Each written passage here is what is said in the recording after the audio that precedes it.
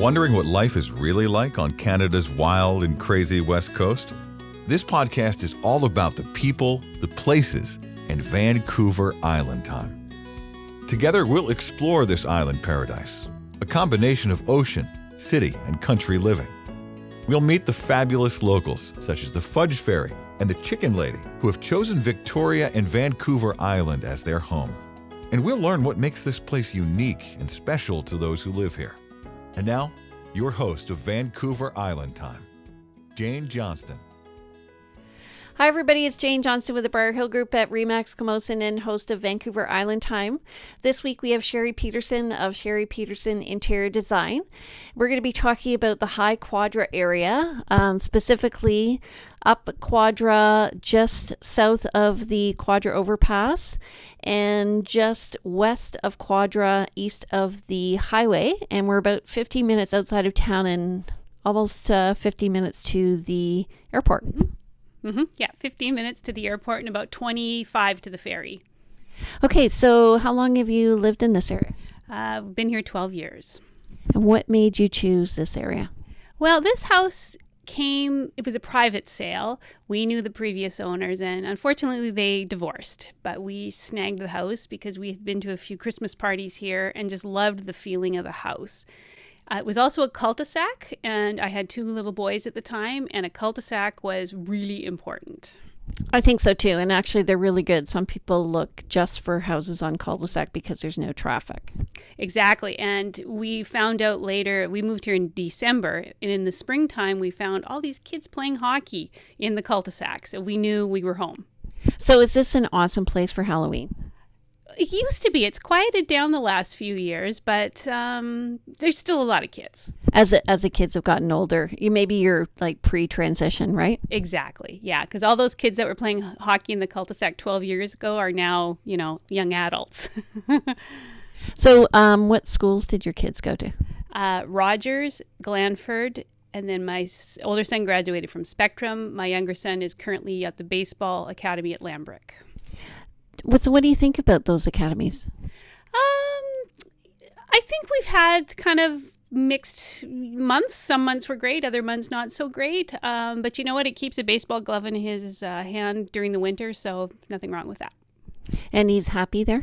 He's happy there. It's a small school as well, so he's got a close group of friends. Yeah, and they have a good music program there, right? I don't know. I guess they do. So Glanford is over the highway. Yes. And how do they get there? They had to walk over the overpass. It's actually not that far. Our catchment school is Cedar Hill, which is crazy because it's 2 bus rides away, way up Mackenzie. Glanford was a 20-minute walk over the overpass. And do you find that your kids made friends with kids over there? Absolutely, yes. And many kids from this neighborhood that went to Rogers went to Glanford. Oh, just because it's easier. Exactly. Yeah. So do you find, what is there to see and do for kids in this area? Well, Beckwith Park is really, really close, and we've spent lots of time on the Lochside Trail, which is just through Beckwith Park. My younger son played baseball at Lake Hill, so again, that's just 10 minutes away. There's another park, Bernard Park, down between us and the highway, which was, the neighborhood park. And the bog is very close by for walking. Tell me about the bog. I actually work right across from it, but tell me, because it is kind of fascinating. Well, the bog is I guess it's a nature sanctuary, and it's a wetland, and they have a great duck population. And it's just under 5 kilometers to walk from here around the bog and back. So it's a really nice walk. We've done it Christmas Day. We do it in the summer. We can do it all year round. It's one of my favorite places to walk. Yeah, and it's called Rithit's Bog, and it's just north of Emily Carr, just south of Royal Oak and east of Chatterton Way. Really, really nice walk. Yeah, beautiful walk. Did you ever go to Swan Lake? No, because if I'm going to walk, I then will go to Beaver and Elk Lake where I can let my dog off the leash. Okay, and so is Rithit's Bog dog friendly? Well, on leash. So if I'm wanting an off leash walk, I go to Beaver or Elk Lake. So tell me about those parks. Well, I walk probably 5 times a week, and I go to Mount Doug at least 3 times, which is about a 12-minute drive. I go to Beaver Lake, or I'll go to the trails at Interurban, Camosun College at Interurban, or I'll do the bog. So there's a lot of walking around here in trails, and that's what I love to do. Okay, recreation for adults besides walking. As in, what else do I do for recreation? Well, I'd walk. There's also the Commonwealth Pool. Yes, of course. Yeah. We've spent many, many, many hours at the Commonwealth Pool. And for adults, of course, it's, they've got a beautiful gym and the pool. And then, all the classes that Saanich offers for yoga or Pilates or Taekwondo or whatever your heart desires. It's there. Yeah, and I think also they've got a great library right beside it. I forgot. Yes, the library is just a bonus, really. So you're kind of in between 2 different shopping areas. Where do you go to get your food? Primarily Broadmead, but then I'll go to Save on Foods near Uptown as well. I love this neighborhood because I'm so central. I can choose wherever I need to go, and I'm 5 to 10 minutes in any which direction. Yeah, and you also have Thrifties at Mackenzie. And Thrifties at Mackenzie, and Planet Organic up there as well, and London Drugs. Do you find I find I'm kind of habitual about where I go?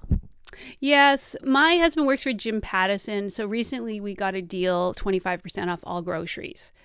So we bought a whack of gift cards for Save on Foods, and that's where I'll be shopping for at least the next 6 months. That sounds awesome. Do you ever go to the Save on Foods Memorial Arena? No, we're not a hockey family. So we go if there's a concert, but we don't go for hockey. I saw Elton John there. Oh, very nice. Yeah, it kind of made me realize, that we've come up to the next level, that Elton John would come and visit. Wow, and he was in Vancouver last week. Yeah, he's really good. He doesn't quite reach the high range anymore, but he's good. Okay, so let's keep on the topic of food. Good places to eat. Well, Fireside Grill is our favorite place to eat. The Keg is close by on Quadra. Then there's Med Grill. There's Romeo's. We just got a Floyd's in our neighborhood for breakfast. I've been there once. There's the Villages up at Royal Oak too for breakfast. Somebody else mentioned that that's one of their favorite places. Yeah, easily. I probably go there once a month for an omelet. Yeah, really good. If we're going to go to the neighborhood pub, the Monkey Tree is really close by. So there's a nice variety of places to visit. So I went to the Monkey Tree pub when I was in university, but that was a while ago. What's the crowd like there? It's a mixed crowd. Yeah, because there is still university kids. There's middle age. There's people coming that have had baseball practice or baseball games at Reynolds. They'll come. It's still probably like it was when you went to university. It's oak and brass, but that's such an interior designer thing to say. Well, I notice these things. And what do you do downtown for entertainment? We don't frequent downtown a lot because we're so content here. My husband and I go out for dinner at least once a week, and we are happy to stay in our neighborhood. We really are. We really like Fireside Grill. Yeah, well, it's very good food too, right? And we find it's actually the same price as the Keg, and it's a much nicer atmosphere. And they have meeting rooms upstairs too, if you want. And I've also seen wedding receptions there. It's really nice. My husband had my birthday party up there this year. Awesome. I did find, what I'm finding right now is, well, you mentioned Floyd's has come into the area, but there's been a sort of changeover in the quality of foods that are being served. So I'm finding there's more choice. Like before at Broadmead, it used to only be Romeo's, and now there are a number of different places where you can choose to eat. But also on the West Shore, one of the, not that we're talking about the West Shore, but there's Botang. Have you heard of that? No. It's rated one of the top restaurants. It's on Pete Road. Got to go for it. Okay. Absolutely. I actually went to a dinner party around here, and he was the sort of celebrity chef for that party. It was really good food. So it's one of the places I'm going to frequent. Okay, and then your kids, what do they do? They're in high school, and your son goes to the sort of magnet school for baseball. And my older son is graduated. He graduated from Spectrum. So he's currently working out of the airport. He is a baggage handler. And he is hoping to eventually be a pilot, but we're thinking next year he's going to go to BCIT and take their aircraft maintenance program to be a mechanic. Oh, that's a great idea. Yeah, so he got the job out at the airport, and he's around airplanes, and he gets to talk to pilots, and he gets up and leaves for work at 4:30 in the morning, and he loves his job. Oh, awesome. I have a friend who's a pilot, so I can introduce him. Oh, great. Yeah. Do you find, so I recently met you at a networking group. Do you find for your business that it's easy to do work in Victoria? So thinking of somebody moving into Victoria and creating new relationships with people. It's a long time to build. But once you build, then you have loyalty. But I found that it took a while to build those relationships. And it was important to create those relationships rather than just advertise. I think that's the key. I think that's the key too, because people do business with who they know, like, and trust. Oh, there's no question. And that's how you get your referrals. I mean, 100% of my business is relationships and referrals. So are you finding, what groups would you recommend a newcomer sort of attend to meet people? The running room. I've met quite a number of people through the running room. Now, I don't run anymore, but there was a period there where I ran for about 5 years, and I made some really great connections through the running room. Now, that aside, it's certainly not a networking group, but sometimes it's better that way. Yeah, it is. And there's always a different variety of people. It does change. So, you'll meet. I recently had a relationship with a career strategist, and I met her at the running room maybe 3 years ago. And I just got to know who she was, and I liked her, and it's really been a nice synergy. Actually, I used to run one of the Times Colonist 10K clinics, and I found being at the front of the room, I was a phys ed teacher at the time. But then when I became a realtor, I did get clients from it, even though I hadn't been running or walking with them. Oh, interesting. And I think, when everybody's in their running garb, you don't know who does what, and there's no pretension around, oh, well, he's actually, the deputy minister of such and such or such, or he's, your mechanic or what, nobody knows. And it's quite cool. I'm working right now with some new realtors, and I'm trying to get them to get out into the community. And basically what I'm telling them is to just go and do what you love. I think that's a great way to do it. And working from home, you can definitely feel isolated. So getting out with groups, when the kids were little, it was harder, but in the last 10 years, it's been much easier. How is it for you working out of your home? I found for myself, it was really hard to do that. So I got out of the office as soon as I could. Well, I've been doing it since 1998. So I would say I can't really go anywhere else. I'm here. And being, a mom, it was always great. We always had dinner when we were supposed to. I could throw a load of laundry in.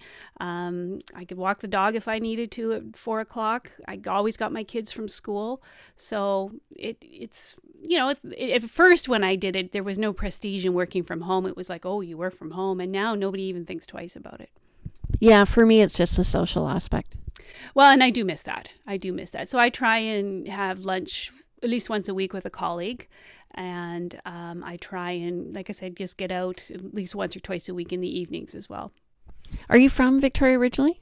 I moved here in 1987. I came from Abbotsford. Okay, so you're a BCer. Yeah, born and raised. I found when I came here, I was doing a master's at UVic, but I worked in government. And that's how I made my first set of friends. Oh, okay. Yeah. No, I moved here, came to UVic, and then decided I wasn't going to leave. So. Me too. And then my family, like my brother and my parents eventually came over as well. So I know. Well, once you start posting those pictures of the warm blue skies in January, it does encourage a lot of people to come over. I know my friend posted a picture of snow in her backyard in Calgary yesterday. I said, I'm not going to post my backyard photo. My geraniums are still full. Okay, well, if you want to know more about the High Quadra area, you can contact me. I'm JaneJohnston with the BriarHillGroup at REMAX Camosun. But stay tuned because we're going to be back. Sheri's going to talk about her business, Sheri Peterson Interior Design. We'll be right back. Vancouver Island Time is brought to you by the BriarHillGroup at REMAX Camosun, Victoria, where we bring local expertise and global presence to your property. Hi, everybody. It's JaneJohnston with the BriarHillGroup at REMAX Camosun, and we're back with Sheri Peterson, who was just talking about the High Quadra area. Sheri, you are an interior designer, and we are in your home office. And I have to say, when I came in and I saw your stairs, I thought, wow. You like my striped carpet.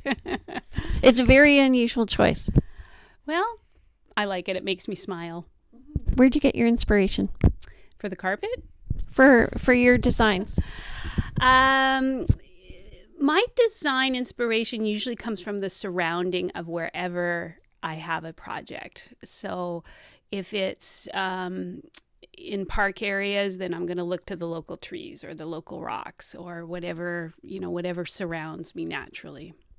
What sort of training do you have in interior design to do? Like, what made you also decide to do residential interior design? Well, I'll give you the full background. I have a diploma of interior design. It's now what it would be almost a 30-year-old diploma. So it's not, the graduates today, it's a whole different kettle of fish. And I don't pretend to know what even a new graduate would know, but I have 30 years of experience. I started out doing only residential work and found that I needed to expand. So then I started doing hospitality and commercial work. Now it's probably more hospitality and commercial than residential. Oh, isn't that funny? I just thought residential. Yeah, because I'm looking around. You have a very warm house. Yeah, so I've done a lot of hotel work in the city, and currently I'm working at the Royal Victoria Yacht Club. Did a lot of work at the Union Club, Uplands Golf Course, Chateau Victoria, the Travelodge out in Sydney. So, a lot of hotel work. But I'm finding that when that slows down, I can pick up with the residential. So it's nice to have both. And do you find, is it the renewal of these spaces, is it happening because a time has passed or they're entering into a new look that they want to convey? Like, what is the impetus behind them calling you? Usually both. Hotels are going to have about a 10-year turnaround. So, for instance, believe it or not, coming up this month, we're doing the Parkside Hotel, all of the corridor spaces, and we refurnished the lobby. Well, most people, gee, that's not that old. And it's like, you know what? It's 10 years. Yeah, and some of those carpets are really gross. Yeah, so they're all going to be replaced early November. Are you moving to the carpet tiles as opposed to the one length? Not in hotels. What we did is we custom designed the one length carpet. That being said, out of the Travelodge, I did put carpet tiles in. So it depends on the application. For the Union Club and the Chateau Victoria and for the Royal Victoria Yacht Club, we're doing custom Axminster wool from England. So that's carpet that I design and pick the colors for. So it just depends on the application. Yeah, I find a lot of, the reason why I'm asking is I see a lot of stratas, so condo buildings, and they are moving to the carpet tile because it's then if they have a mess or whatever, they don't have to replace the whole carpet. Yeah, stratas definitely are carpet tile, or condo developments. Yeah, very much so. And offices, of course, are still very much carpet tile as well.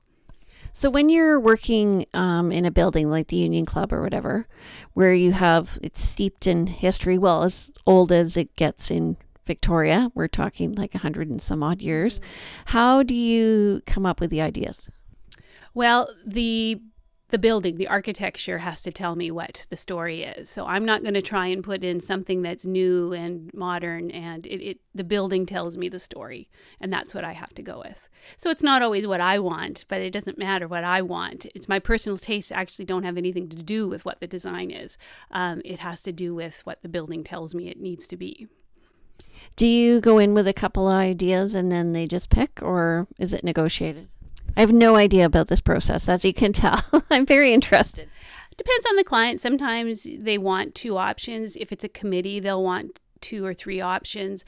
Sometimes it's a morph of those 2 or 3 options, a little of this, a little of that. Other times it'll be just pick it, please. So I just go with whatever the client is asking. Okay, so besides interior, do you do exterior work?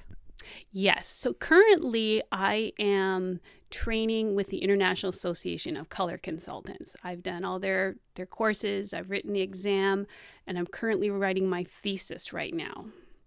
And so it's not a registered or accredited education program, but it teaches color from a science and psychological point of view, or physiological and psychological point of view, and how color affects us.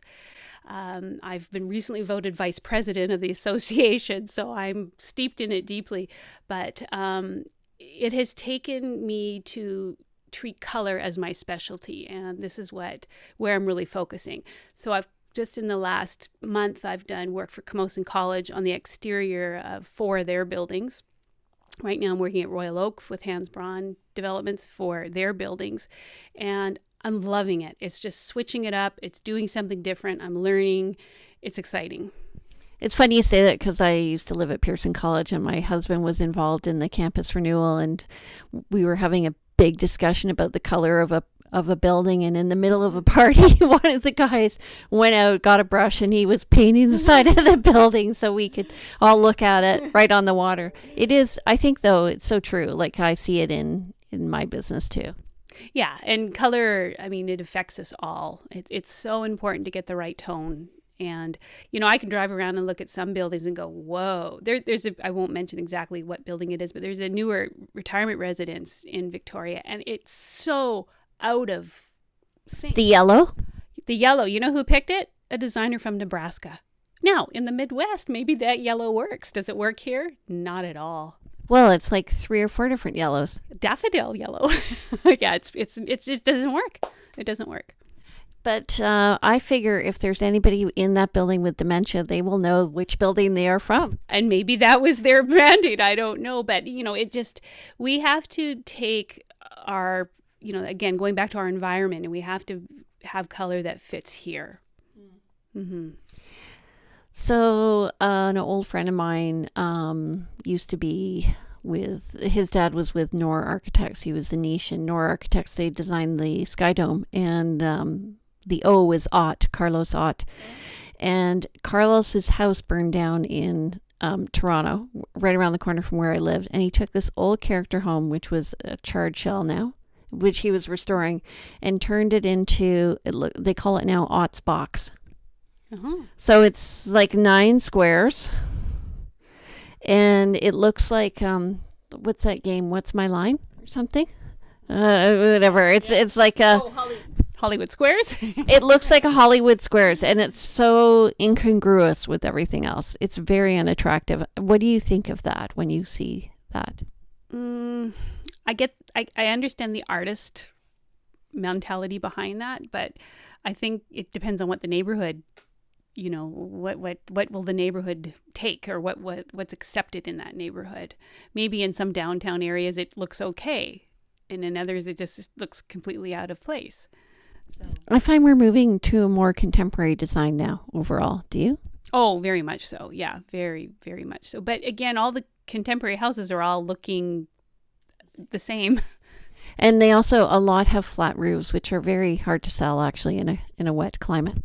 Yeah, they're flat roofs and a lot of cedar, exposed cedar, which has to be maintained.